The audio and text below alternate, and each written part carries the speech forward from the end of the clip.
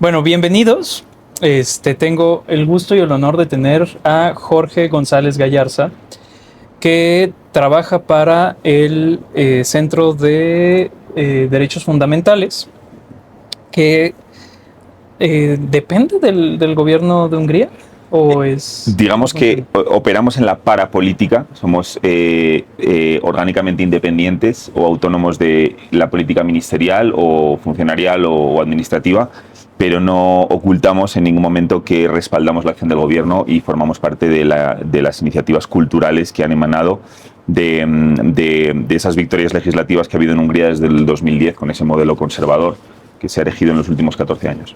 Ok, y eso significa que tenemos una persona extremadamente interesante porque además es español y eso también ayuda a que tenemos el rango, digamos, de operaciones ampliada europea. Y además eres hasta donde he visto, un francófilo también, ¿no? Tienes algo de eso. O por lo menos los pequeños detalles acerca de Francia que tienes tus lecturas son de alguien que aprecia a ese país, ¿no? Entonces, principalmente quiero que vaya por dos lados esta plática.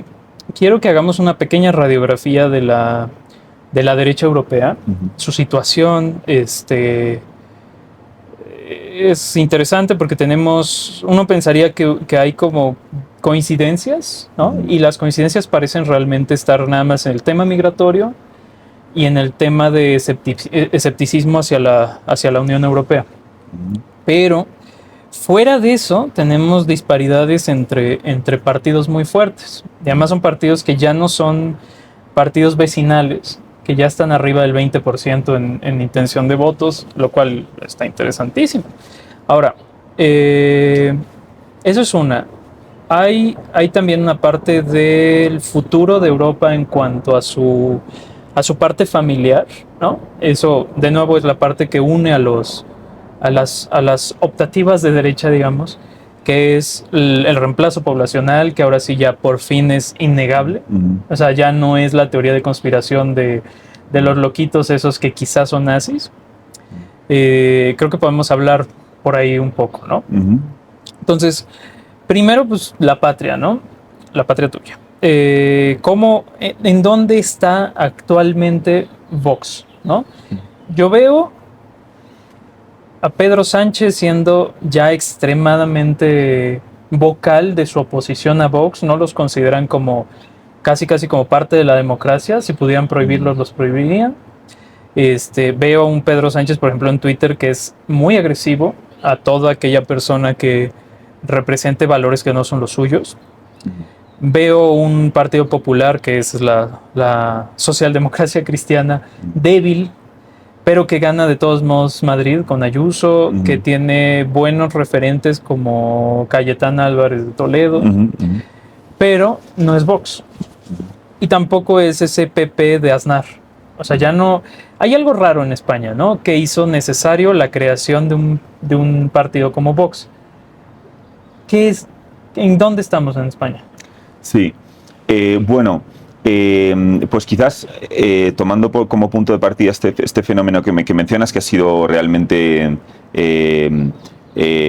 un shock externo, un shock exógeno al sistema político español, que ha sido la constitución de Vox como fuerza política, como tercera fuerza política, porque recordemos que Vox se constituye en el año 2014, aunque venían ciertos círculos en la sociedad civil vehiculando el mismo ideario y las mismas temáticas. Hay gente que incluso hace remontar Vox a una fundación previa que existía, que se llamaba DENAES, que era la Fundación para la Defensa de la Nación Española, pero Vox como tal se constituye de acuerdo con la ley de partidos en el 2014, y realmente es un partido muy distinto al que es ahora, porque es un partido que, recordemos además que en 2014 eran los primeros años del gobierno de Mariano Rajoy, un gobierno del Partido Popular que duró 2 legislaturas, un gobierno que llega a la Moncloa con mayoría absoluta y que revalida esa mayoría absoluta 4 años más tarde. Es un gobierno que tenía un mandato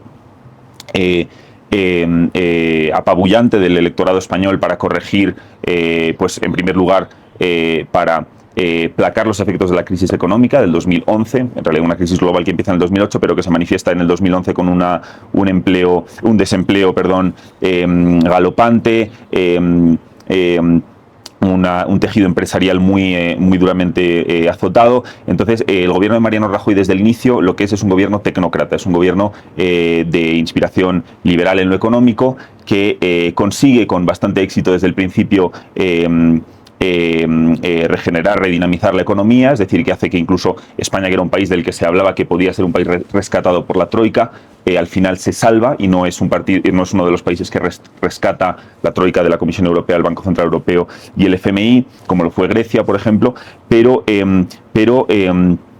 muy a pesar de ese repunte económico y de esa recuperación económica que le debemos a las políticas del Partido Popular, en materia social y cultural, el Partido Popular, el gobierno de los dos gobiernos de Mariano Rajoy son gobiernos de la claudicación, del abandono de las banderas, del abandono de las causas que habían propulsado, digamos, el centro derecha español tradicionalmente, como era la vida, la familia y toda una serie de cuestiones, ¿no? Mariano Rajoy incluso en su primera campaña promete derogar la ley del aborto de Zapatero, que era José Luis Rodríguez Zapatero, que fue el presidente socialista anterior, y no lo hace aún teniendo mayorías apabullantes en el Congreso de los Diputados, ¿no? Entonces, Vox se forma en el 2014 como respuesta a ese abandono y como respuesta, como reacción a esa tibieza del Partido Popular en materia social y cultural. Uh-huh. Pero de modo muy interesante, y creo que al hilo de la conversación volveremos sobre este clivaje en la nueva derecha europea. Vox en un principio es un partido libertario en lo económico. Es un partido que, a pesar de que las políticas liberales del Partido Popular estaban consiguiendo sacar el país adelante, ellos consideran en un principio que no está yendo suficientemente lejos el Partido Popular en, por ejemplo, una cuestión como la reforma del sistema de las autonomías, que es el ordenamiento administrativo de España con un Estado central, pero muchas competencias delegadas a las regiones, a las comunidades autónomas, que hace que se duplique el gasto y que haya un Estado burocrático elefantiásico, ¿no? Entonces yo describiría eso un poco para empezar y para terminar con una perspectiva más presente. Vox realmente se forma en el 2014, pero irrumpe en la política española en el 2018. En 2018 hay dos elecciones que son, en un principio Mariano Rajoy es evacuado a través de una moción de censura al hilo de una serie de casos de corrupción y esa primera elección genera un nuevo Parlamento que no genera una mayoría legislativa para investir a un nuevo presidente, y eso sí que ocurre al cabo de una segunda elección ese mismo año, que es cuando llega Pedro Sánchez a la Moncloa. Pero en el 2018 ya Vox irrumpe en el Congreso de los Diputados con 52 diputados. ¿De cuántos? De 350, en torno a 50 en función de... fue la tercera fuerza política con ese 20% más o menos de votos. 17 fue lo que sacó en aquel momento. ¿Pero por qué irrumpe en el 2018? Porque el año anterior tuvimos la crisis en Cataluña. Tuvimos un gobierno regional secesionista abiertamente, con un proyecto abiertamente secesionista, que convoca un referéndum ilegal, inconstitucional, consultando a la población catalana, de la cual una parte enorme simplemente lo boicoteó, pero los que sí que votaron avalaron la opción de la independencia, y eso fue el 1 de octubre del 2017, y muy pronto ese gobierno regional presidido por Carles Puigdemont se pone a la obra, pero muy rápido el gobierno de Mariano Rajoy invoca el artículo 155 de la Constitución y le coopta las competencias a esa región, y se genera toda la crisis que venimos viviendo. Termina en Bruselas ese hombre, ¿no? Efectivamente. Pero también había un argumento de el PP ha sido muy tibio frente al secesionismo catalán porque no le había aplacado desde el principio. Históricamente el Partido Popular había entrado en acuerdos con ciertos partidos como Junts, lo que hoy en día es Junts, que en su día fue CiU, el centro derecha democristiano independentista catalán. Entonces, por eso irrumpe Vox en el escenario político. ¿Qué pasa? Que Vox en esta última legislatura, antes del 23 de julio del año pasado, tuvo ese grupo parlamentario muy fuerte, muy potente, que pudo incluso presentar mociones de censura contra Pedro Sánchez, porque era un grupo importante, 52 diputados, el tercer partido con diferencia. Pero el 23 de julio, que fueron las elecciones del año pasado, Vox pierde 19 diputados, se queda en 33, ya no tiene ese peso en el Parlamento, y en eso estamos, ¿no? Estamos en una situación en la que ahora vamos a ver en las elecciones europeas de este fin de semana si realmente Vox consigue invertir una tendencia que claramente ha sido a la baja desde el 23 de julio. Perdón por el repaso. Está buenísimo, porque de eso se trata. A ver, otra cosa importante que ¿qué sucede? Es que Zapatero es presidente después de Aznar, ¿no? Y Aznar es el consenso de Washington y, bueno, una España tranquila, suburbial y tal. Entonces viene Zapatero y Zapatero empieza a cambiar el juego de la parte cultural. Entonces recuerdo que la televisión española, por ejemplo, ahora hablaba de cosas que eran chistosas, ¿no? Por ejemplo, estaba Euskal Telebista, que es la televisión del País Vasco, que ya tenía pues una tendencia, sí cómica, pero tendencia a avalar al terrorismo etarra.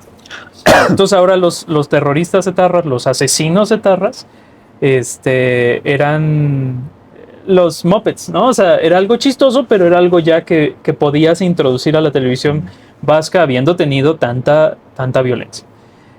Tenías, pues, lo mismo en todas las regiones y cuando viene o sea, como que eso se termina como volviendo a algo ya establecido, o sea, como una parte del país acepta toda este trabajo cultural, que eso incluye también a los escritores. Entonces, acá a México llegaron, parecía como dumping, ¿no? De libros, de Almudena Grandes, de como toda esta idea de hacer renacer el dolor de la guerra civil, ¿no? Y entonces, esa gente que está en el Partido Popular, que son los hijos de los franquistas, ¿no? Hay que sacarlas del poder. Y por lo menos acá pues no sabíamos realmente en qué se estaba metiendo España y en qué nosotros estábamos aceptando como una revisión histórica. Y eso fue Zapatero, ¿no? Ley de memoria histórica, etcétera, etcétera. Se destila todo eso después de 2011 y viene la Spanish Revolution, ¿no? Y era pues Podemos, ¿no? Un grupo de universitarios, de maestros universitarios formando un nuevo partido, ¿no? Pablo Iglesias, y bueno, todos sus compinches, el muchacho en silla de ruedas, que no recuerdo cómo se llama, Íñigo... Pablo Echenique, Íñigo Errejón, etc. Juan Carlos Monedero, que después se separó y se vino a hacer política aquí a América. Y funda un partido que parecía la tercera fuerza, ¿no? Y era un partido comunista, abiertamente comunista, de lucha de clases, y entonces desde acá se veía como, a ver, ¿qué pasó con esa España altamente, pues, católica, conservadora, pero también neoliberal y no sé qué, y de pronto cambia a una España que está a punto de ser tomada por universitarios comunistas. Bueno. Y ante eso, de pronto viene Vox y vuelve a cambiar la jugada y ahora va a ser tomada por un tipo que fascista, franquista, que tiene cara de almorávide, de guerrillero musulmán, fuerte y torero o alguna cosa así, ¿no? O sea, como que esa es España que es difícil leer desde afuera. Pero entonces tienes ahora 4 partidos de un bipartidismo que era el PP y el PSOE. Básicamente toda Europa estaba dividida en ese bipartidismo. Ahora tienes un tetrapartidismo, ¿no? Sí. Y entonces ahora lo que está sucediendo es que Vox está a la baja. No ha podido reemplazar a esa derecha incapaz de presentarse como derecha, ¿no? De esos tibios moderados, el centro puro, ¿no? ¿Cómo iba esa canción? Claro. A ver si la metemos un pedacito de esa canción. Es una fabulosa, luego te la enseño. Seguramente la conoces. Pero bueno, el caso de esto es que Vox gobierna Andalucía junto con el Partido Popular. ¿O Murcia? Bueno, en este momento los gobiernos de coalición autonómicos son 5. Ajá. El primero de ellos fue Castilla y León, porque ellos tuvieron, digamos, un snap election, una elección adelantada antes de las del 28 de mayo del año pasado, que fueron las autonómicas y locales en la mayor parte del territorio, pero ya tenían en Castilla y León, y desde entonces, desde las del 28 de mayo, se han sumado 4 regiones que son Aragón, Valencia, Murcia y Aragón, Valencia, Murcia y me estoy olvidando. Hay una que gobiernan desde. Y Baleares. Baleares que están desde fuera, pero apoyando al gobierno del PP. ¿Cómo es o cuál es el cambio que han traído a los gobiernos, a estos gobiernos regionales de las comunidades autónomas? ¿Cómo ha sido la diferencia entre que gobierne solo el Partido Popular a que gobierne en coalición con Vox? Bueno, la realidad es que si bien, como vimos el 23 de julio y y en años anteriores la posibilidad de un gobierno de coalición nacional con un presidente del gobierno del Partido Popular, que sería Núñez Feijóo, y un vicepresidente que pudiera ser Abascal, esa posibilidad es realmente ínfima por el amplísimo abanico de cuestiones en las cuales el PP y Vox, las direcciones nacionales, divergen completamente en cuestiones culturales, en cuestiones, como decías, del papel de la Unión Europea, también de ciertas cuestiones económicas, migración. A nivel autonómico no existe tanta divergencia. Las direcciones están mucho más acercadas, o digamos las direcciones autonómicas y locales del PP se acercan mucho más a las posturas de Vox, y por eso ha sido mucho más fácil, con ciertas excepciones. En el caso de Valencia, por ejemplo, fue un poco más difícil por un problema de candidatos, no tanto de sustancias, sino de personas. El PP pidió que saliera un candidato para que metieran a otro por un caso de antecedentes, pero en estas 5 regiones se generaron gobiernos de coalición con relativa facilidad y con relativo éxito también. En el caso de Castilla y León es un gobierno que funciona bien. A mí yo he oído en alguna conversación off the record, digamos, que si el PP de Castilla y León pudiera apretar un botón para disolver la coalición y ganar unas elecciones, ganar las siguientes elecciones y gobernar solos, lo harían. Preferirían gobernar solos que con Vox, claramente. Vox sabe que nunca podría gobernar solo, pero en el día a día de la gestión de ese gobierno autonómico hay muchos puntos de acuerdo, se están avanzando. Vox, además, cuando entra en esos gobiernos autonómicos, siempre ha solido pedir 3 consejerías, que son ministerios regionales estratégicas, que son siempre las mismas, ¿no? Familia, demografía, que a pesar de que las autonomías en España no tienen competencias fiscales para incentivar la natalidad, porque el tramo autonómico del IRPF, de impuestos sobre la renta, es muy poco, pero lo hacen de otras formas. Pero también mundo rural, agricultura, esas siempre se la llevan, y educación y cultura también a veces, ¿no? Okay. Y ahí sí que se han avanzado, y yo diría que son satisfactorios los resultados, y sobre todo que están esos presidentes autonómicos están siendo mucho más contrarios a la política nacional de Pedro Sánchez que lo que está siendo el PP de Núñez Feijóo. Entonces, digamos que el papel nacional que pueden jugar esos gobiernos autonómicos se acerca mucho más al que juega Vox. Ok. Interesante. Y bueno, respecto a la organización política de España, Vox es centralista. Es decir, no está de acuerdo en esa duplicación presupuestal que implican las comunidades autónomas, que sería lo mismo que los estados aquí en México. ¿Cómo es, además de la parte presupuestal, qué es lo que, o cómo sustentan ese derivar todo a Madrid? Bueno, sí, efectivamente. Si bien es verdad que quizás al principio en Vox había voces que llamaban a derogar las autonomías, a refundar enteramente el modelo de ordenamiento administrativo para crear un modelo, como dices, centralista, eso ya no se oye tanto. No se habla de derogar las autonomías. Siempre esas autonomías y esas diputaciones provinciales, porque cada comunidad autónoma tiene sus provincias, ¿no? Algunas más que otras, también tienen competencias, y entonces no se habla ya de barrer ese modelo, digamos, enteramente, sino que se habla más quizás de eso, de la duplicación del gasto y de restaurar la igualdad de derechos.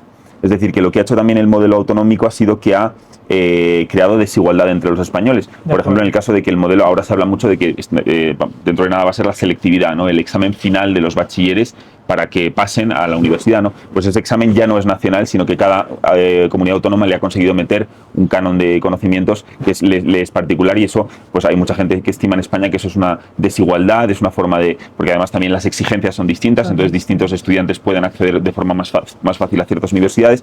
También la salud, porque es una competencia autonómica, en ciertas comunidades autónomas la seguridad. Entonces yo diría que el mensaje es más bien un mensaje constitucional de la igualdad de todos los españoles ante la ley. Eso me recuerda a que en el País Vasco sí hay una desigualdad impresionante, ¿no? Entre, por ejemplo, los hablantes de vasco y los hablantes de español.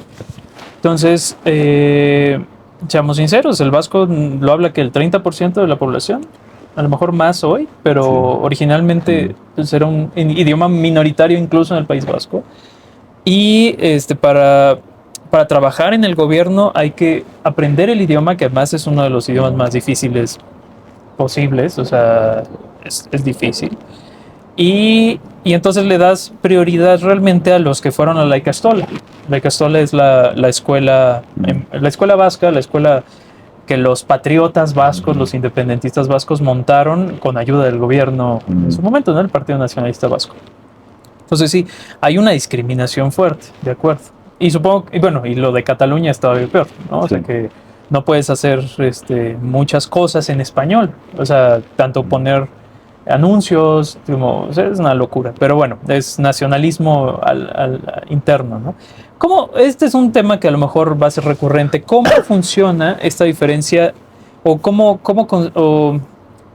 digo, a lo mejor una pregunta muy, no profunda, pero muy de conocimiento profundo del partido. Pero Vox entiende, o por lo menos expresa la diferencia entre patriotismo y nacionalismo. Bueno, sí, y simplemente para complementar lo anterior, efectivamente se me olvidaba enteramente, he obviado mencionar efectivamente el papel que tiene los regionalismos en generar desigualdades dentro de las regiones. Porque antes me refería más bien entre regiones, pero efectivamente los gobiernos de corte regionalista o hasta secesionista discriminan lingüísticamente y de otras maneras contra aquellas poblaciones que son mayoritarias, tanto en el caso de Cataluña como en el País Vasco, a la hora de que, por ejemplo, las familias hispanohablantes en Cataluña pues lo tienen mucho más duro para educar a sus hijos en castellano, ¿no? Porque la educación pública, a no ser que te puedas permitir un colegio privado solo en castellano, donde el catalán sea solo funcional, pues tienes que pasar por un sistema en el que todas esas horas aprendiendo catalán, quizás a esa familia pues no le hacen falta porque tienen otra visión de la vida, ¿no?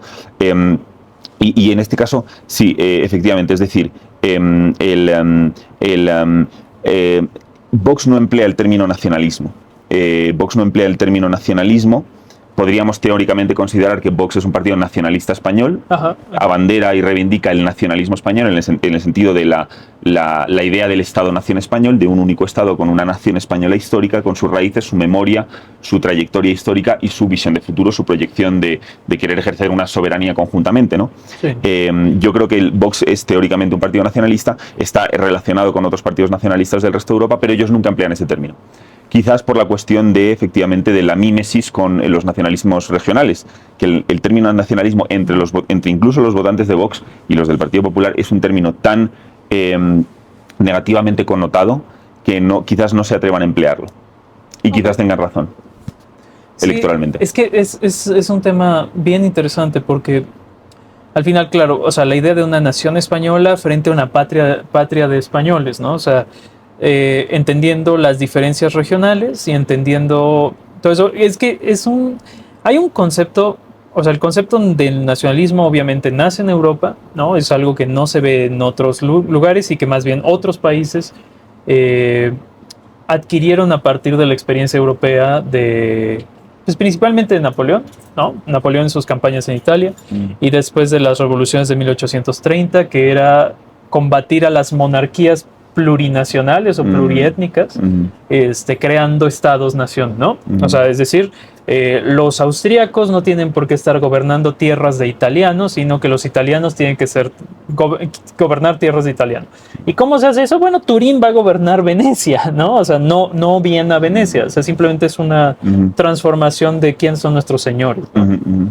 Y generalmente nacionalismo y democracia van de la mano, monarquía y plurietnicismo, no sé cómo llamarlo, o patriotismo incluso, ¿no? En 1830 se enfrentó esa corriente de patriotismo contra nacionalismo. Por eso quería ver si había esas distinciones que yo no las estoy observando en Europa. Así que vamos a cambiar. Me gustaría hacer una pequeña escala en Portugal, pero la verdad no le veo el caso. O sea, Chega, que es la ultraderecha portuguesa, ¿realmente qué? ¿Saca el 10%? ¿15%? Sí, bueno, un poco más en estas últimas elecciones donde Chega ha crecido mucho. Lo que no ha conseguido es formar una coalición porque Luis Montenegro del PSD, del centro derecha, no les ha querido incorporar, a pesar de que habían hecho una campaña distinta a la española, donde el centro derecha y la derecha parecía que iban de la mano. Después de la elección ha resultado ser que no, pero ellos ahora están en un poco más. No sé si llega al 17, no sé cuál fue la cota de voto, pero son claramente mucho mayores a lo que eran. Y sí, la verdad es que el tema portugués, hay muchos paralelos entre Portugal y España ahora mismo en la relación entre estos dos bloques.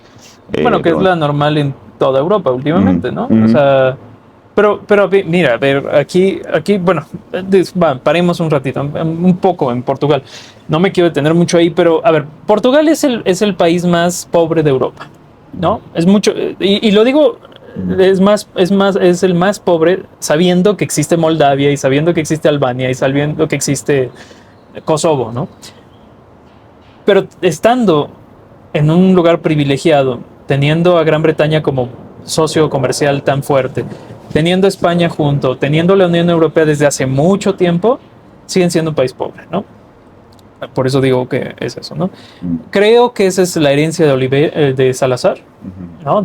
Tuvieron un dictador nacional católico que pues no permitió el desarrollo de la industria privada y todo fue industria pública y sindicalizada, ¿no? El Primo de Rivera ganó, ¿no? El hijo de Primo de Rivera ganó en Portugal y su heredero, cuando él muere, deja un heredero y ese heredero le dan un golpe de estado a las Fuerzas Armadas.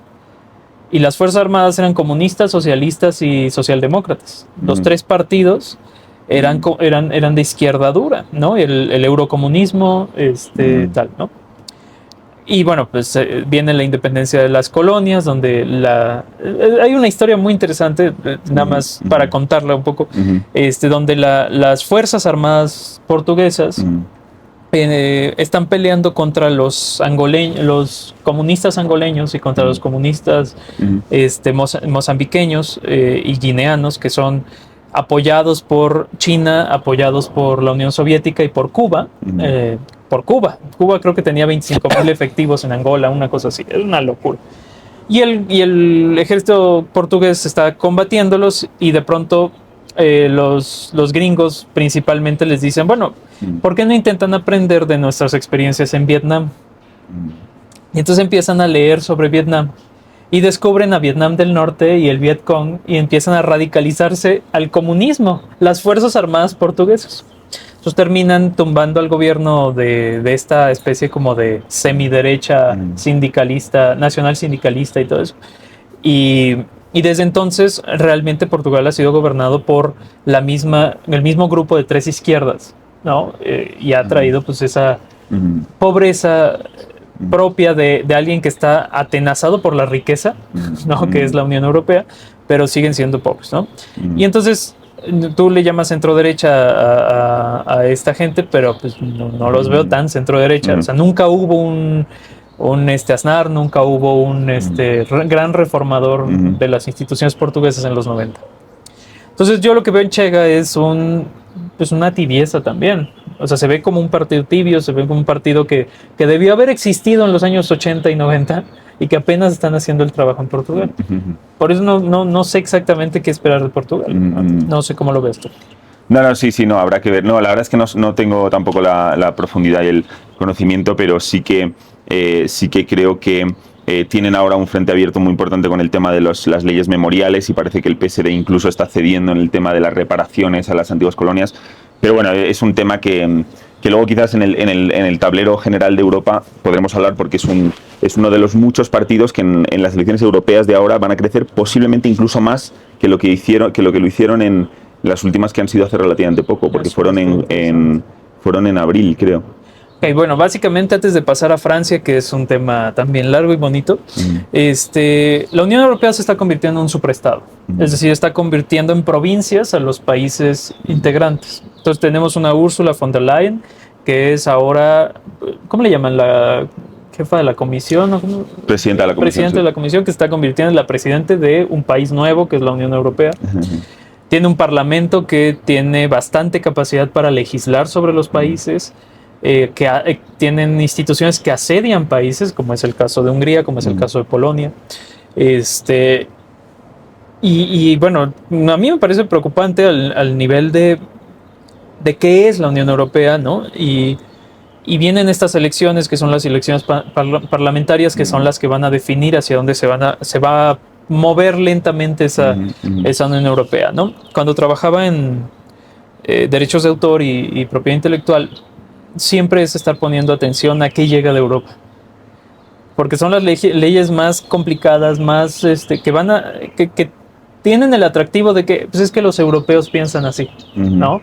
Y que empiezan a hacer cada día más difícil el trabajo, cada día más difícil a las empresas mejorar, y que parece que no va a parar, y que solo va a parar el día en que tengas que llenar formas para respirar al otro día, ¿no? Entonces, vienen estas elecciones que son ¿cuándo? Del 6 al 9 de junio, la inmensa mayoría de electores irán a las urnas el 9 de junio, pero como las leyes electorales son nacionales, cada país decide cuándo convocarlas, sabiendo que el 9 de junio por la noche se empieza el conteo de votos. Y muchos países han tenido o muchos partidos de estos partidos que estamos viendo que son la ultraderecha, o sea, la derecha tradicional de siempre, nada más que se ha ido moviendo el espectro hasta lugares insospechados antes. Han tenido mucho éxito, ¿no? en las elecciones europeas anteriormente. Ahora sí vamos a Francia, porque ahí el Frente Nacional siempre ha tenido bastante presencia en las elecciones europeas. Algo que pasó interesante con Francia es que las elecciones pasadas, Francia es un régimen que siempre tuvo más de dos partidos. Si bien había dos partidos fuertes, Partido Socialista y el partido, pues ahora se llaman los republicanos, pero mucho tiempo se llamó de otra manera, que es el de Sarkozy frente al de Hollande, ¿no? Había siempre un partido comunista, que ahora se llama la Francia Insumisa, y había un partido de... ¿Tú cómo llamarías al Frente Nacional? ¿Cuál es la ideología del Frente Nacional a tu ver? El Frente Nacional, que ahora es el Rassemblement Nacional, pues diría que... Reagrupamiento nacional. Reagrupamiento, exacto. Pues yo diría que sus raíces están en ciertos elementos del pensamiento vichysta, o sea, un poco un nacionalismo... como diríamos, un poco... yo veo también raíces en el pujadisme, que fue como un movimiento en los años 20 de los pequeños comerciantes. Pero bueno, en el día de hoy, digamos, el ideario del Rassemblement National es... ellos durante mucho tiempo abanderaron las fronteras y digamos el combate contra la inmigración ilegal y en general la regulación de los flujos, porque ya en Francia hoy en día cuando hablamos de la inmigración no nos referimos solo a la inmigración ilegal, sino que también hay un problema de asimilación de inmigrantes con permisos de residencia o incluso ciudadanos franceses. Entonces diría que el Frente Nacional tradicionalmente era un partido restriccionista en política migratoria, asimilacionista en política cultural doméstica. Ese quizás fue su pilar principal durante mucho tiempo. Hay que recordar también que los orígenes del partido son muy desafortunados. Había círculos negacionistas en el propio partido, había círculos incluso pues, que hacían apología de los aspectos más desafortunados del régimen de Vichy, y luego también, evidentemente, los comentarios del principal fundador y que fue su líder, padre, ¿no? Jean-Marie Le Pen, efectivamente, sobre el Holocausto como un detalle de la historia, ¿no? Entonces, un pasado muy desafortunado que no le impidió convertirse en el partido muy importante y en las últimas elecciones europeas, en la primera fuerza. En las últimas 2-3 elecciones europeas ha sido la primera fuerza. Incluso 4 elecciones europeas, son cada 5 años, o sea que los últimos 20 años ha sido la primera fuerza.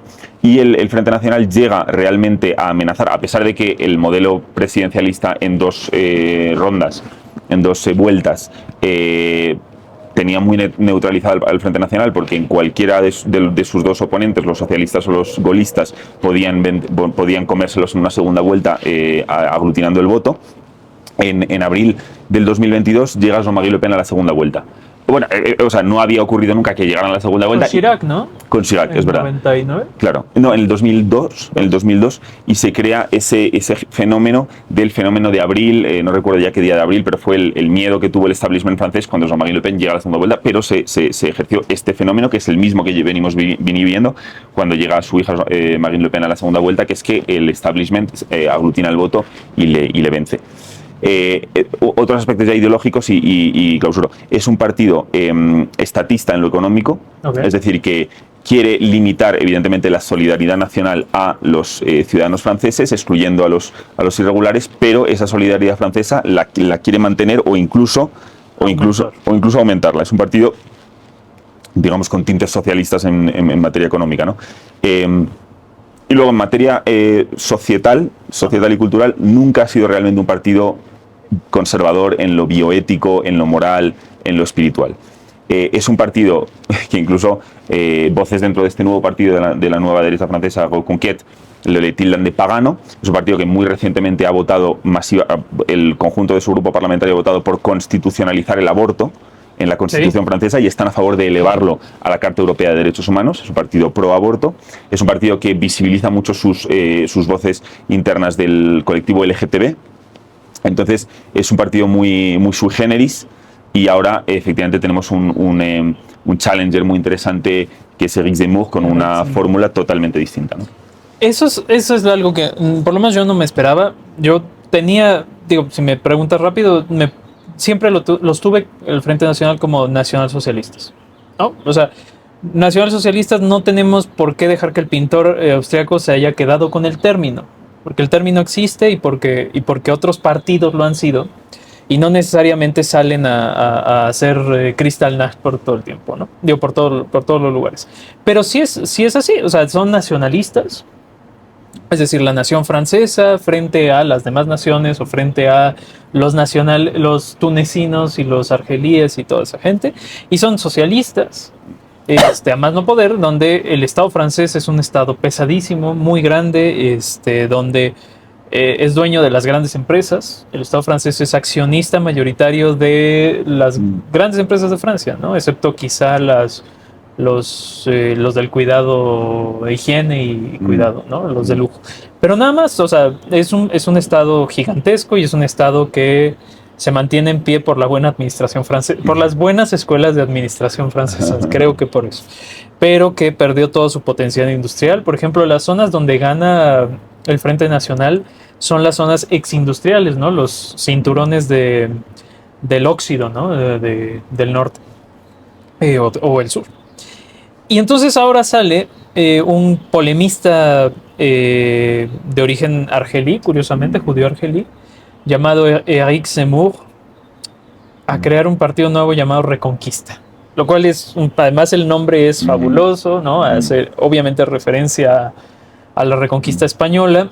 Es un tipo que está manejando mucho la idea de cuál es la Francia que fuimos, ¿no? Y cómo volver a ella, ¿no? No es un partido como el Frente Nacional que quiere un museo, ¿no? Que quiere convertir a Francia en un museo, como petrificarla en el momento en donde estamos y no dejar que se convierta en otra cosa. Esto es un volver a las grandes instituciones, pero también es un partido conservador, pero también es un partido en lo económico liberal, ¿no? O por lo menos conservador de veras, ¿no? O sea, una derecha conservadora fuerte y hecha de pequeñas coaliciones de las derechas que no estaban de acuerdo con Marine Le Pen y tenían que estar alrededor de ese proyecto porque no había otro y porque la derecha tradicional, bueno, el partido de centro derecha siempre ha sido un partido realmente timorato que no sabe cómo operar en el campo cultural sin sentirse incómodo, ¿no? Entonces ahora sale eso y van a participar en las elecciones europeas, pero Le Pen tiene mucha más fuerza que ellos. Entonces, hacia dónde iría hacia dónde ves proyectado Reconquista? Claro, Quinto partido de Francia. Claro, yo creo que la relación entre Reconquête y la relación entre Le Pen y Zemmour es curiosa porque claramente yo creo que son en muchos aspectos muy antagónicos. O sea, en la materia económica, como has dicho, digamos, el RN es un partido bastante welfarist, incluso pretende avanzar en estatalizar o incluso generar nuevos derechos sociales, cuando Zemmour es el partido más ultraliberal del espectro. Entonces hay cuestiones sobre las cuales están en las antípodas, ¿no? Bueno, se sentían agraviados, el Frente Nacional se sentía profundamente agraviado por las pequeñas liberalizaciones de Macron. Sí, ellos efectivamente. Hay una rama del gaullismo que también está en Le Républicain, que es en la cuestión de la gestión estratégica de las empresas públicas. Son partidarios de mantenerlas incluso cuando no son competitivas, son escleróticas, no son productivas, ¿no?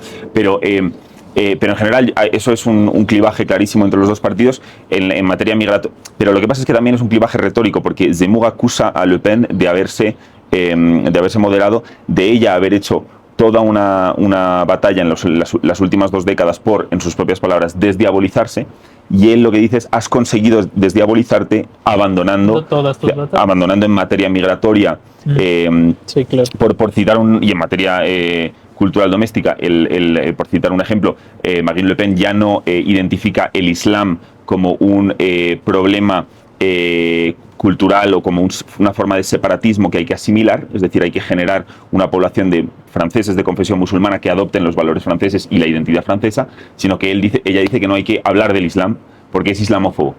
Entonces, claro, Zemmour es muy antagónico también en la retórica, porque estima que Le Pen se ha convertido en parte del establishment, ¿no? Y lo que hizo la fundación de Reconquête de cara a las últimas presidenciales en 2022, que fueron a pocos meses de la guerra de Ucrania, fueron en abril del 22, fue que precisamente todo ese... es decir, Zemmour, a pesar de que acusa a Marine Le Pen de haber conseguido desdiabolizarse, él es también responsable de la desdiabolización de Marine Le Pen, porque él ha atraído toda la insidia del establishment, de los periodistas, de la élite intelectual, de la gente de las grandes escuelas, de la cultura, que cuando funda Zemmour Reconquête con un discurso mucho más severo contra el separatismo islamista, contra la pérdida de la asimilación como un tótem el tótem que había sido durante toda la historia de Francia, sobre todo en el 19, ese modelo exitoso de hacer de la gente de fuera franceses. Entonces, cuando Zemmour entra con un discurso muy, muy fuerte en eso, pues atrae todo el fuego del establishment, y efectivamente, en las del 22 fue un enorme fracaso para Zemmour, que incluso en alguna encuesta se había planteado que podía llegar a la segunda vuelta, y Zemmour no saca ni un diputado. No, ni un diputado, porque sabéis que son presidenciales y primero, y a los 2 meses, legislativas. En las presidenciales saca un 7% y en las legislativas no saca ni un diputado, ni siquiera él mismo en Saint-Tropez, en la zona de la Riviera Francesa. En la Riviera Francesa, donde se había presentado, no sale. No sale ni a la segunda vuelta de esas legislativas. O sea, que fue el tercer candidato de esa circunscripción donde él se presentaba para el Parlamento. Entonces, ahora en las europeas se espera que lo hagan mucho mejor. Y yo creo que el principal clivaje es eso, también un clivaje no solo entre derecha más estatalista y derecha más libre mercado, sino un clivaje entre derecha pagana, materialista, y derecha espiritual, porque Zemmour lo que abandera es un discurso muy fuerte en torno a la civilización, en torno a eso, el espíritu francés, en torno a la alta cultura, en torno a ofrecer la cultura como forma de ascenso social a todas las capas de la sociedad francesa, porque él mismo, como decías, por su background y por el background de tantísimos franceses de background inmigrante que militan en Reconquête, ellos han llegado a donde están y a donde están en la vida a través de los libros. Entonces, mientras que... Y luego, por ejemplo, por eso, espiritual, materialista, y luego también un caso también en torno a la asimilación. Zemmour ha dicho alguna vez una cosa que me parece muy sugerente, que es que si tú ves... Zemmour ha replanteado un debate en Francia que no existía, yo creo que desde el Segundo Imperio, desde los 1250, que era el tema de los nombres franceses. De que, eso te iba a decir. Claro, que en Francia haya nombres franceses. Sí. Él es muy crítico con que, por ejemplo, muchísimos cargos del Rassemblement National tienen nombres anglófonos. Se llaman muchos Kevin, Jordan, el candidato a las europeas del Frente Nacional se llama Jordan. O sea, ¿cómo puede llamarse en Francia una persona Jordan? O que por lo menos, si sus padres le pusieran Jordan, ¿por qué no abandona ese nombre? Que lo puedes hacer muy fácil en el derecho civil francés, puedes adoptar otro nombre, sobre todo si es francés. Entonces, y luego... Claro, antes de anunciar que iba a presentarse a las elecciones, que por cierto fue un video fabuloso, 11 minutos de gloria. Sí. De gloria, yo creo que el mejor inicio presidencial que he visto en la vida. El mejor. Impresionante. Pero antes de eso yo seguía mucho a Zemmour. La polémica francesa me divierte mucho. Es lo único serio en Francia. Y Zemmour antes de eso una semana antes participó en un programa en donde enfrente de ella había una señora que lo atacaba porque era un tipo islamófobo, no sé qué, y le decía, no, pero claro que soy islamófobo. Mis padres vivieron en un país musulmán. Claro que soy islamófobo. Y no solo eso, lo que más me conflictúa es usted. Pero si yo no soy musulmana, ¿cómo se llama usted? No, pues, Munfa algo, ¿no? Dice, vea su nombre. ¿Sabe cómo me llamo yo? Yo me llamo Eric, ¿no? Yo me llamo Eric. No me llamo Moshe. No me llamo David. No me llamo, ¿no? O sea, yo soy judío. Pero antes de nada, dice, yo soy francés. Mis padres me eligieron el nombre Eric porque es un nombre francés. Es decir, estaban dispuestos a que algo se perdiera para ser franceses, porque eligieron este suelo natal, ¿no? Es un discurso, le sol natal, es un discurso muy francés. Y en cambio usted, vea el nombre que usted lleva, es impronunciable, no tiene nada que ver con el lugar donde usted está viviendo. Entonces ese es el nacionalismo francés, a ese nivel llega, ¿no? O sea, es una cosa impresionante. Y, claro, que en Francia haya un debate sobre algo que por lo menos aquí en México, no sé si en España sea algo así, pero en México sería impensable que alguien considerara eso como algo relevante. Claro, ¿no? Claro, quizás, y el carácter, claro, pero el error que no hay que cometer es en interpretar, digamos, ese nacionalismo de la antroponimia, de la forma de nombrar, de llamar a los niños, como un nacionalismo étnico, biológico. Al contrario. Es decir, lo que se ve, por ejemplo, en Reconquête es que los que abanderan el nacionalismo francés colorblind, es decir, da igual cuál sea tu origen, con tal de que seas parte de esta cultura, entiendas las raíces judio-cristianas de este país, entiendas que este país es un país occidental, que respeta a las mujeres, que respeta la educación de los niños, que invierte en la educación, que respeta la cultura, las tradiciones. Cualquiera puede sumarse a este proyecto, literalmente cualquiera, y esto ha sido la historia francesa, en la medida en la que abracen esta, ¿no? Entonces, ahora el problema es este separatismo, pero los separatistas contraargumentan una cosa que ha demostrado ser falso, y yo lo he oído de la boca de Sagan Abo, que es una de las candidatas al Parlamento Europeo también de Reconquête, que dice, claro, ellos dicen, lo que hay es discriminación contra los nombres de consonancia árabo-musulmana, ¿no? Es decir, y es verdad que en las empresas francesas, en los lugares de trabajo, los nombres musulmanes son o sea, 2 CVs con la misma preparación, al nombre francés le llaman más, ¿no? Y Zemmour y Saga, a mí una cosa que en un principio me parecía un poco radical y no estaba yo del todo seguro, pero dice, es que así es como tiene que ser, porque el nombre lo eligen los padres, el apellido no. Es decir, y hay un experimento muy importante. Un apellido de consonancia árabe musulmana precedido de un nombre francés se le discrimina positivamente.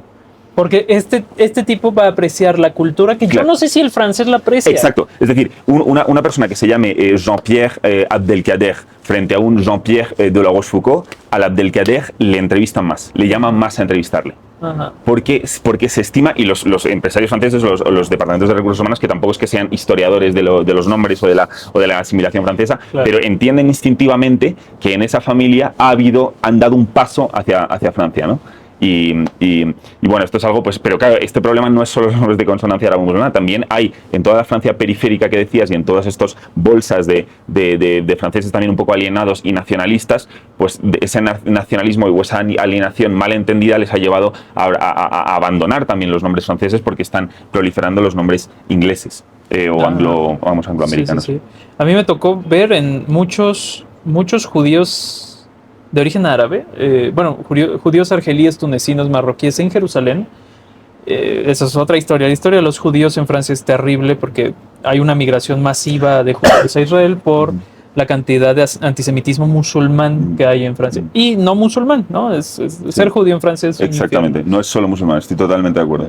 Llevar una kipá pueden agarrar a alguien y darte un martillazo en la cabeza. O sea, literalmente. Pero bueno, el caso de esto es que muchos se llaman Jeremy, con Y al final. Sí. Jeremy. Sí. Y yo les decía, bueno, pues aquí dice Jeremy. No, sí, Jeremy.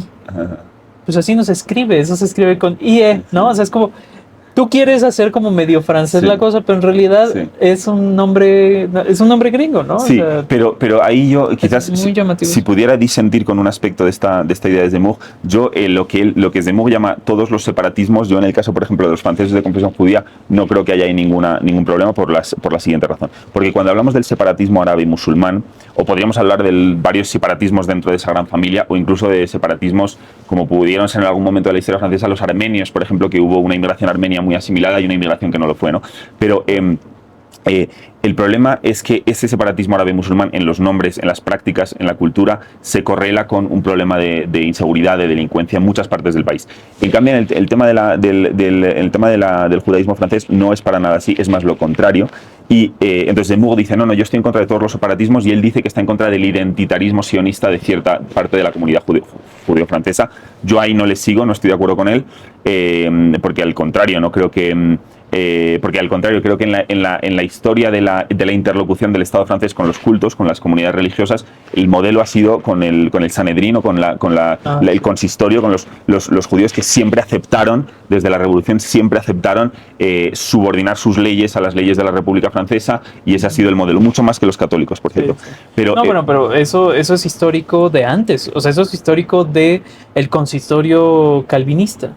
O sea, tú quieres seguir viviendo en este país y quieres que no te masacremos por ser protestante, respondes ante la ley francesa, claro, ¿no? Claro. Pero bueno, eso, y Zemmour también se queja, y ha habido un debate muy interesante con Meyer Habib, que es, digamos, él encarna es eso que Zemmour llama el identitarismo, pero bueno, simplemente es una voz dentro del partido de centro-derecha que es muy pro-Israel y muy pro... o por un judaísmo un poco más extrovertido, pero ellos están muy en desacuerdo. Además de que luego, por supuesto, el CHIF, la institución comunitaria del judaísmo francés, aborrece a Zemmour, ¿no? Por otras razones. Pero ellos no están de acuerdo en este tema, porque Zemmour ve que hay un identitarismo a partir de los años 90, pero que es en respuesta al antisemitismo árabe y musulmán. Si tú haces la historia de por qué ciertas banlieues, ciertas familias judías que se habían criado desde los 60, desde venir de Argelia o venir de Marruecos o de Túnez, cuando fueron expulsados por los... vienen, y las 3 primeras décadas son ellos también, una vez más, el modelo del asimilacionismo. Sí. Ellos abrazan la cultura francesa, se convierten en los mejores franceses, los mejores estudiantes en el colegio, los mejores trabajadores en sus empresas, los mejores eran filántropos, como por poco que ganaban algo de dinero ya lo daban a Francia y entonces lo daban a la sociedad. Entonces, y esas 3 décadas de asimilacionismo, es verdad que en partes de la comunidad se quiebran cuando crece el antisemitismo árabe musulmán y la violencia en ciertas banlieues, que hacen que muchos se tienen que ir de esos barrios. Los que se pueden permitir mejores barrios se mueven al centro de París o lo que sea, muchos, ahí empieza también Le Marais, ¿no? Le Marais, bueno, efectivamente. Tradicionalmente dejó de ser judío y volvió a ser judío cuando... O ahí empiezan también las grandes alías, que no había habido grandes alías desde la creación del Estado de Israel. Los grandes flujos empiezan ahí en los 90, y entonces ahí también a Zemmour le genera un poco de contradicción, porque él piensa que eso de los separatismos incumbe también a eso, pero eso no... Y para contradecirle al propio Zemmour, donde más cuota de voto ha sacado es en Israel. Porque en el Parlamento francés hay circunscripciones extranacionales, y los franceses, bueno, las circunscripciones Israel, Turquía, Egipto, tal, y los franceses de esa región votan y envían a este diputado que es Meyer Habib. Y Zemmour sacó el 60% de esa circunscripción. Que en el caso de Israel, y él va a dar mítines de Israel, contra en Netanya, por ejemplo, que es una ciudad francesa prácticamente. Él fue a dar un discurso por el asimilacionismo y contra todos los separatismos, y su público eran víctimas del antisemitismo árabe musulmán francesa, que habían hecho alía y que se habían instalado ahí y que vivían una vida espiritual, religiosa, pero que eso pero a pesar de que Zemmour en muchos aspectos no es haláquico, pero tiene aspectos también de él preserva ciertas tradiciones, y en privado, pero francés de confesión israelita le llaman. Sí. Bueno, a ver, Zemmour debe ser una de las personas más inteligentes de Francia, amigo. O sea, no llegó a donde está haciendo campañas tradicionales políticas. Él ya tenía un nombre hecho como polemista. La gente que se nuclea en torno a esa derecha anti-inmigratoria es muy fácil que caiga en el antisemitismo. O sea, eso es normal, eso lo vemos también aquí en México, es muy normal.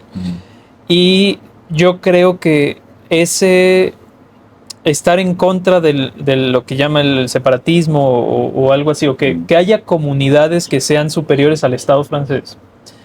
Es algo tanto muy francés como una defensa muy fuerte para que Reconquête siga siendo un espacio abierto para gente así, ¿no?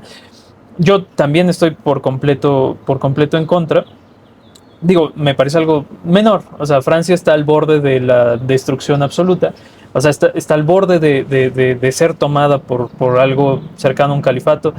Y quien crea que estoy siendo muy exagerado es porque no he estudiado lo que es el Islam y cómo funciona la dawa, que es la dawa es el llamado, le llaman el llamado, que es lo que llamaríamos evangelismo del cristianismo, pero no se hace nada más diciendo, ay, han oído el mensaje de nuestro Señor Mahoma, ¿no?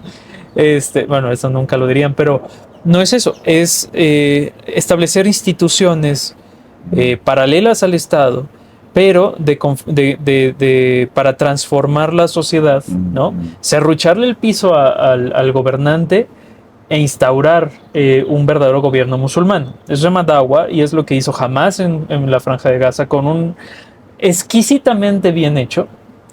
Yo creo que hay que estudiar a Hamas para entender cómo se gana una elección de veras y cómo se transforma una sociedad en una dirección espiritual. Y que finalmente a eso se enfrenta Francia hoy. A eso se enfrenta Gran Bretaña hoy. Y no están sabiendo responder. Y creo que la respuesta de Zemmour tiene mucho sentido, porque es agarrar a todos los franceses moderados y enseñarles una forma. No puedes esperar que todo el mundo sepa cómo funciona el Islam. O sea, no hay forma. Así como en México la derecha no sabe cómo funciona el catolicismo. O sea, son católicos que no conocen su fe. No puedes esperar que la conozcan, no puedes esperar que entiendan por qué puedes tener un Opus Dei, puedes tener jesuitas abiertamente homosexuales en la Universidad Iberoamericana, porque no compete a la cuestión teológica. Y así no puedes esperar tampoco que los franceses conozcan el Islam, lo que los franceses moderados que están más preocupados por si van a pasar las vacaciones en Normandía o van a pasar las vacaciones en Madagascar, esperar que estudien eso y salvar a la patria. Y está formulando ideas así, con las que sí, yo tampoco estoy muy de acuerdo, porque el resultado no es el óptimo. O sea, el resultado final de decir el Estado francés tiene la patria potestad sobre tus creencias es el totalitarismo. Y el Estado francés ha sido totalitario muchas veces en la historia, pero es la única forma de combatirlo a gran escala, ¿no? Y creo que, y ahora sí me refiero a todas las derechas en general, a estas derechas de las cuales estamos hablando hoy, me llama mucha atención porque son capaces de instaurar discursos muy útiles. Te platicaba el otro día, lo que más agradezco, digamos, de Vox es la España vaciada, ¿no? Me decía Francisco Cambronero, eso véanlo en transmisiones, porque hay otra parte del canal donde es transmisiones. Me decía que no es idea suya, no es idea de Abascal. La España vaciada no nació con Abascal. Abascal retoma la idea de creo que es un demógrafo, un sociólogo, algo así, que habla de la España vaciada. Y es Abascal quien dice, vamos a hablar de la España vaciada, de por qué los pueblos son invivibles, ¿no? ¿Por qué ya todos son ciudades en España? ¿Por qué si ves un mapa demográfico a color, solo hay puntos de población y el resto es una España donde ni siquiera se produce? O sea, donde ves campos vacíos, donde ves majadas vacías, majadas, de ahí viene majadero, ¿no? Y es donde guardas a las ovejas o a las cabras en invierno, a medio monte, ¿no? No tenemos ese vocabulario en México, pero para que sepan que majadero viene de ahí, que eso sí lo tengo mucho. Y ahora tienes a Zemmour, que por fin puede decir basta la inmigración y no sonar como un desgraciado, como es el caso de Le Pen. Le Pen decía, hay que poner cuotas a la migración, o sea, siempre con pincitas. Llega Zemmour y dice, esta es Francia, ellos no lo son, basta, le ponemos un alto. Y si podemos regresar a gente que sobra en este país, los regresamos. O sea, es posible hacer eso. Y ahora es algo abierto, ¿no? Y que si ves al francés moderado, el francés moderado no te aguanta que le digas tu país se está volviendo X, ¿no? O sea, tú agarras un francés y platicas con él, una señora francesa de esas que tienen su botella de vino en la casa, o sea, francesa de todas las francesidades, y le dices, no, pues es que, por ejemplo, en infraestructura, Francia es un país inferior a México, ¿no? O sea, no, yo no me siento en un país avanzado, yo siento que es un país africano, o sea, eso de que vas de una ciudad provincial a otra y no hay regreso en tren y no hay camiones y no hay nada y todo funciona mal y el sindicato te puede decir, ¿sabes qué? De aquí en adelante ya no tienes viajes, o, ¿sabes? Eso para mí es ir al Congo, ¿no? Se vuelven locos y no te lo van a aceptar y te van a decir, eso no, es imposible. ¿Cómo vas a decir que Francia es un país que no está funcionando, ¿no? O sea, como que hay un mito de que Francia siempre va a funcionar y Francia no está funcionando. Y entonces tienes a alguien que por fin abre esa brecha, ¿no? Y que creo que es común a todas estas derechas. Quería irme ahora a Italia, a menos que tengas algo más que decir sobre Francia. No. Pero aviso que Italia lo sigo mucho menos, lo sigo mucho menos. Hungría un poquito más, pero como... Italia es raro, no lo entiendo muy bien. Para no saltarnos a... Esa es mi señora pasando por ahí. Para no saltarnos Italia, porque pues finalmente la Meloni ha sido muy celebrada y todo este tipo de cosas. Bueno, además para una introducción, Italia es un país muy chistoso en política, que en los 90 sí tuvo un buen reformador, que fue Berlusconi, que sí es un señor, es un payaso, es un tipo mediático y lo que sea, pero sí pasó ciertas reformas muy necesarias para un estado anquilosado que era el italiano, en proceso muchas veces de quiebra, continuamente de quiebra. Y luego se perdió esa energía o se perdió esa dirección. Italia quedó varada en alguna parte mientras la Unión Europea iba a otra parte. Hubo 10, casi 15 años de que Italia estuvo reemplazando primeros ministros cada que podía. Y entonces el último, que fue Draghi, que es fue el presidente o gobernador, no sé cómo le llamen, del Banco Central Europeo, en 19 llegó, ¿no? Del Partido Socialista, me parece, que no es tan socialista, y los franceses, los italianos se cansaron y eligieron varios partidos que uno no tenía idea de que podían llegar tan lejos. La Liga del Norte, Lega Nord, que eran independentistas paganos, es decir, que querían que Venecia y Lombardía, y si se podía Turín, se independizaran de Italia, que son las regiones más ricas. Y era una colección de pequeños partidos regionalistas que hicieron una liga y llevan trabajando desde los 90 para tener un país llamado Padania, que es un país que podría ser tan rico como Baviera o como Suiza, ¿no? Fratelli d'Italia Hermanos de Italia es el de Meloni, y empezó como un partido medio neofascista, ¿no? No sé tú qué veas ahí, porque es algo raro. Eso dicen. Eso dicen, ¿no? Eso dicen. Sí, pero bueno, la verdad es que Meloni ahora es una de las líderes fuertes de todo el panorama europeo porque imagino que no sé si vamos a llegar a alcanzar a hablar de Hungría hacia el final, pero de lo poco que creo que puede ser relevante en el contexto de la conversación es que Meloni,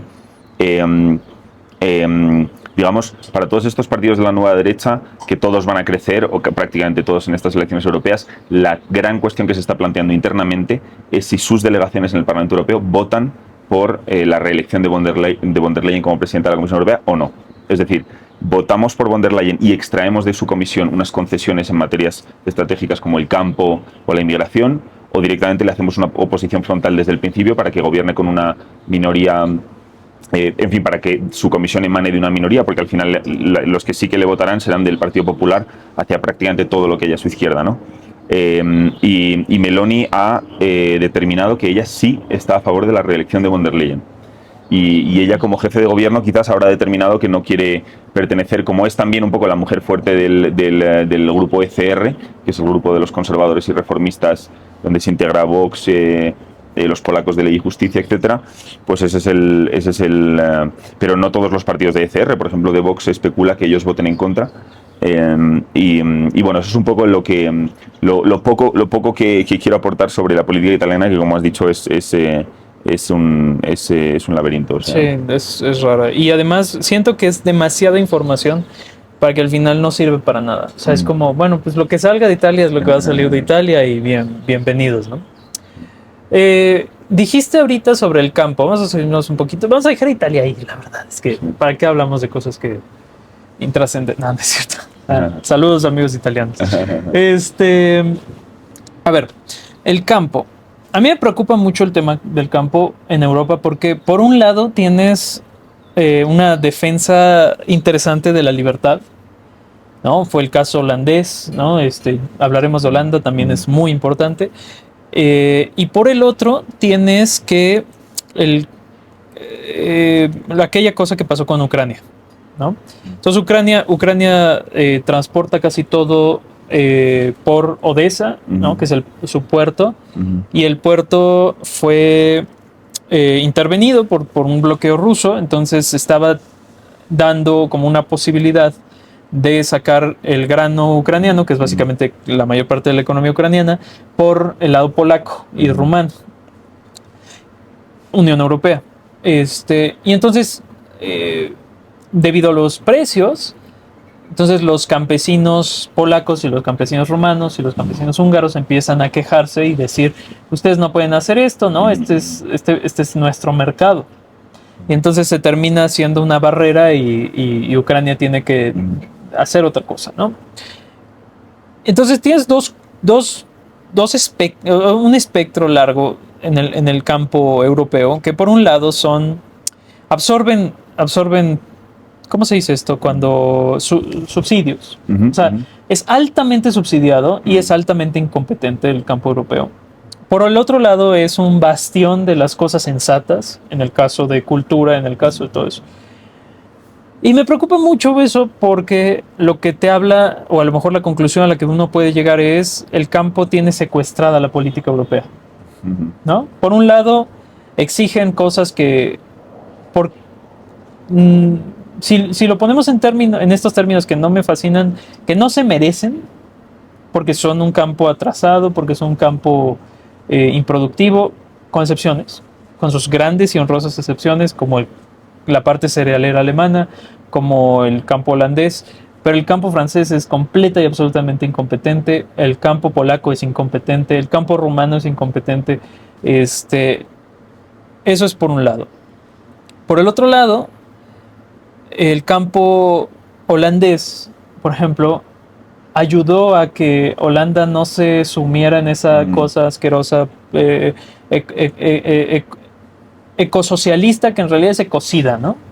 Y diciendo eco como casa, ¿no? Es destruir la casa propia que es el campo holandés. No sé cómo lo veas tú a ese nivel, o sea, en eso. ¿Me estoy equivocando o lo estoy leyendo de una forma como un poquito insensible hacia ciertas cosas? No, sí, efectivamente. En realidad sí que efectivamente el campo europeo es cautivo de eso que llamamos la PAC, la Política Agraria Común, que es un programa multibillonario anual de subsidios al campo, y lo ha sido desde hace mucho tiempo, que por cierto es muy... que externaliza, o sea, esa forma de embutir o de engrosar o de embutir a subsidios el campo europeo, lo que hace al final es que derrota al final a los productores de fuera, ¿no? Es decir, que no consiguen esos países productores también, o mayoritariamente agrarios, que ya han dejado de poder exportar a la Unión Europea. Hasta hace poco lo que había conseguido la PAC era la autonomía o digamos, la soberanía alimentaria de la Unión Europea, porque ese campo que había conseguido industrializarse prácticamente. A mí esta dicotomía de industria-campo yo ya no la veo porque el campo es una industria, ¿no? Pero que alimentaba a todos los europeos, ¿no? Y efectivamente, y era también una frontera fuerte porque esos productos que venían de terceros países y que no eran competitivos contra las naranjas italianas o contra el pollo francés, pues al final no entraban, ¿no? Pero lo que está pasando es que esa misma, ese yugo, esa forma que ha tenido la Unión Europea de captar el campo, al final se está convirtiendo en digamos, la herramienta para introducir toda una serie de regulaciones medioambientales que a través de esos subsidios, para percibir esos subsidios, los agricultores les están sometiendo a una cantidad de sobreregulación donde tienen que reportar hasta la más mínima hectárea de producción, tienen que determinar cuál es el pesticida que utilizan, tienen que dar cuenta, rendir cuentas ante Bruselas de absolutamente todo a través de las asociaciones y los gobiernos nacionales, pero es una sobreregulación del campo que viene de que ellos ya tenían la forma de hacerlo, que era la PAC, ¿no? Y entonces... Pero que originalmente pues es una bebida envenenada, o sea, al final... Ok, nosotros vamos a tener prioridad porque nosotros somos europeos, porque nosotros estamos aquí, y vamos a combatir todo lo posible la producción, no sé, argentina de trigo, soya o lo que sea, o la producción de jitomate mexicano o lo que sea. Sí, pero ¿cuánto te va a costar entonces en el supermercado tu jitomate mexicano, tu jitomate italiano o tu jitomate holandés? O todo eso, o sea, al final los precios europeos son una locura. Sí. Sí, ¿no? No había competencia. Pero a lo que me refiero con esto era hasta hace poco es que ahora ante la resistencia del campo y ante el hecho de que el campo se está convirtiendo en un problema político, porque ellos estiman que la extrema derecha lo utiliza o que los propios agricultores se organizan y con sus campañas, ellos están abandonando un principio cardinal del derecho europeo, que es el principio de preferencia comunitaria, y está habiendo en todos los países europeos escándalos jurídicos de productos que entran en Europa con muchos menos con estándares mucho más bajos, laborales, sanitarios, fitosanitarios, medioambientales. Entonces está habiendo una competencia desleal brutal frente al agricultor europeo y al ganadero, que hace que ese agricultor no tiene ya un aliado en Bruselas, no lo tiene por supuesto en Marruecos, que compite, o en terceros países, y en realidad está ocurriendo lo que decías antes, está politizando el campo, y esas asociaciones agrarias y esos votantes al final están respaldando a estos partidos. Ya entraron en Bruselas con sus tractores, ha habido muchas manifestaciones prácticamente desde todo el Pacto Verde y todo en la victoria en Holanda es en gran parte debida a que eso era un problema también de un pesticida en concreto que hizo que salieran lo querían prohibir y salieron a la calle. O sea, en realidad se está politizando esto, y bueno, es un poco también todos los partidos de la nueva derecha, y lo digo antes de pasar a Hungría y cerramos el capítulo, al final están priorizando, por lo menos por ejemplo en el caso de Vox en España se especula que los dos temas principales que están priorizando de cara a las europeas son agricultura e inmigración. Ellos estiman que esos dos son los temas que les van a dar el voto. O sea, wow. Ok, sí, o sea bueno, es un tema súper complejo. Y me permito para clausurar que el pegamento, o fundaciones como la nuestra, esperamos que el pegamento en torno al cual, o digamos lo que solde o lo que unifique a todas estas variantes de la derecha, del conservadurismo, del nacionalconservadurismo europeo, al final lo que les inspire es que esto es una elección a un parlamento supranacional, pero a nivel nacional ya hay un modelo de gobernanza que es el húngaro, que lleva 14 años, el polaco duró un tiempo también, empezó más tarde y se han ido antes, pero en Hungría llevan ya 14 años de éxitos implementando una agenda que todos estos partidos pueden reconocer que han marcado, digamos, la dirección del camino, y entonces ahora es un momento interesante también para Hungría, para que Hungría, por cierto, va a asumir la presidencia rotatoria del Consejo de la Unión Europea, que es el ente intergubernamental, es donde se reúnen los jefes de gobierno y tienen presidencias rotatorias todos los 6 meses, y ahora a partir del 1 de julio Hungría asume la presidencia en la segunda mitad del año. Y con un parlamento totalmente nuevo, y lo que se espera es que esa nueva derecha que constituya un contrapeso fuerte a la nueva comisión y a estas políticas que desgraciadamente van a proseguir, pues que todos se reconozcan en el modelo húngaro, y por eso hemos venido un poco aquí a las elecciones. A ver, cuéntame del modelo húngaro un poco. Y el modelo húngaro, muy brevemente, bueno, el modelo húngaro es básicamente protección de las fronteras, promoción de la natalidad, esos dos son la contracara el uno del otro, es decir,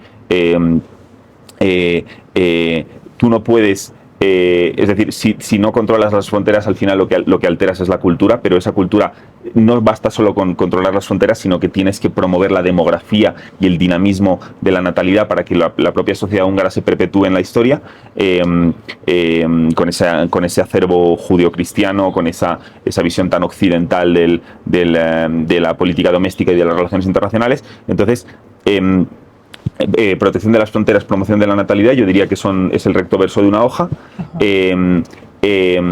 Digamos, en el concierto de las naciones, la filosofía húngara es la conectividad, es el extirpar los valores de la política exterior. La política exterior es una materia de intereses, y lo que se tiene que avanzar son los intereses húngaros. Por eso Hungría nos puede gustar más o menos individualmente, pero Hungría tiene mejores relaciones con un poco los poderes un poco marginales del tablero, como pueden ser China, por ejemplo. Hay buena relación comercial, inversiones. En el caso de Rusia, pues hay dependencia energética. Pero, por ejemplo, con países como Turquía, Asia Central. Entonces, bueno, esta filosofía de conectividad lo que antepone es la soberanía de Hungría para decidir su propio camino, dentro de que son miembros de la OTAN y de la Unión Europea, pero no estar subordinados ni al Imperio Americano, ni siquiera... Lo que quiere hacer Hungría es resistirse a que el mundo se fracture en bloques. O sea, que todos los países medianos o pequeños como Hungría tengan que elegir en ser vasallos de uno o de otro, ¿no? Claro. Entonces, Hungría quiere potenciar las pequeñas naciones soberanas e independientes que hagan que haya redes de conectividad, que, por ejemplo, las materias primas, los materiales críticos, la energía pueda fluir de forma mucho más, digamos, que no haya una arquitectura de sanciones que haga que si un país pequeño depende de energía de Rusia, pero de repente hay una guerra en Rusia y yo no he tenido nada que ver con esa guerra en Rusia y yo me tengo que empobrecer para, en fin. Eso diría por la parte de relaciones internacionales. Por supuesto, férrea defensa de Israel ahora mismo. Hungría siempre ha vetado decenas y decenas de resoluciones de la Unión Europea en condena a Israel. En los últimos años las sigue vetando. Siempre va a proyectar esa amistad con Israel. También bueno, el ayuda a los cristianos perseguidos y a las minorías religiosas perseguidas, porque ya no son solo cristianos de Oriente Medio. Hungría es el único país que tiene una Secretaría de Estado y básicamente tiene funciones ministeriales para socorrer, ayudar al asilo y a la regeneración de esas comunidades, para que esas comunidades coptas, caldeas, marronitas, todos los cristianos de Oriente Medio que están siendo perseguidos en Siria, en Irak, puedan permanecer en sus países y puedan construir sus iglesias. Y luego diría quizás, bueno, un poco domésticamente también, la resignificación de la arquitectura. Se están renovando edificios como lo estaban antes del comunismo. Cuando un edificio comunista se derrumba, lo reconstruyen como estaba antes del comunismo. Eso yo diría que son un poco algunas de las políticas insignia, y sobre cada una de ellas podríamos ir mucho más en detalle, pero creo que con esto espero que hayamos tocado un poco los grandes pilares. Bueno, pues queda como tarea para nosotros en algún momento ver qué pasó con eso, o sea, qué pasó con el tema de las elecciones europeas, hacia dónde se está moviendo. Europa Central y del Norte, tenemos que darle un buen análisis, a ver si nos echamos una llamada, porque Zoom. Hoy te vas para España, y profundizar más en Hungría, que lo conoces mucho más y que nosotros no tenemos acceso a tanta información al respecto de Hungría. Bueno, muchas gracias, Jorge. Muchísimas gracias. Espero que volvamos a hablar después de las elecciones. Ya ha sido un verdadero privilegio estar aquí, así que muchas gracias por vuestro tiempo. Bienvenido cuando gustes. Gracias.